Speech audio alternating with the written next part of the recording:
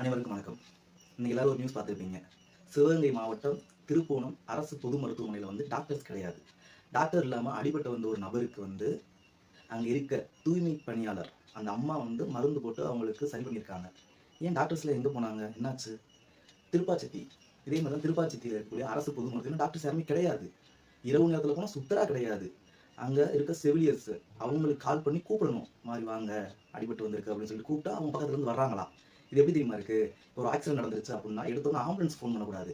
அரசு மருத்துவமனைகளுக்கு கால் பண்ணி அங்கே டாக்டர்ஸ் இருக்காங்களா அப்படின்னு சொல்லி கேட்டுட்டு போகிறது நமக்கு நல்லதுன்னு நினைக்கிறேன். ஏன்னா இப்போ இருக்க நிலைமை அப்படி தானே இருக்குது. இங்கே திருப்பாச்சேத்தி பக்கத்தில் சலுப்பனடின்னு சொல்லிட்டு ஒரு கிராமம். அந்த கிராமத்தில் குழந்தைகள் பள்ளி செல்வதற்கு பேருந்து வசதி கிடையாது. அவங்க கிட்டத்தட்ட ஒரு 3 கிலோமீட்டர் நடந்து தான் போகிறாங்க. ஆட்டோ இல்லை பைக்கு நடந்தது மாதிரி தான் போயிட்டுருக்காங்க. அவங்க இலவச பஸ் கேட்க கிடையாது. அவங்க கேட்குறது ஒன்றுன்னு கேட்டால், காலையில் ஸ்கூலுக்கு போகிறதுக்கு 8 மணிக்கு ஒரு பஸ்ஸும், ஸ்கூல்லேருந்து திரும்பி வீட்டுக்கு வரதுக்கு 5 மணிக்கு ஒரு பஸ்ஸும் தான் கேட்குறாங்க. அது ஏன் கொடுக்க முடியாதா? இருக்க துறைகளை ஃபஸ்ட்டு சரி செய்யுங்க. ஒவ்வொரு ஒவ்வொரு துறைகள் ஒவ்வொரு விஷயங்கள்லாம் புதுசாக அறிமுகப்படுத்துறீங்க, ரொம்ப சந்தோஷம். ஏன்னா தேர்தல் வந்துச்சுல, இந்த மாதிரி அறிவிப்புகள் வந்தால் தானே மக்கள் உங்களை நம்புவாங்க. ஏன்னா இப்போ வந்திருக்க கட்சியெல்லாம் புது புது கட்சியெல்லாம் அந்த மாதிரி வேலை பார்த்துட்டு இருக்காங்க. அது உங்களுக்கே தெரியும். ஃபர்ஸ்ட் அந்த துறைகளை இருக்க துறைகளை சரி செய்யுங்க. புது துறைகள் அடுத்த விஷயம். இருக்கிறத சரி செஞ்சு அது இன்னும் நடக்குதா அதை கண்காணிங்க. அதுவே போதும். சரிங்களா? வாழ்க தளபதி, வளர்க தமிழக வெற்றி கழகம்.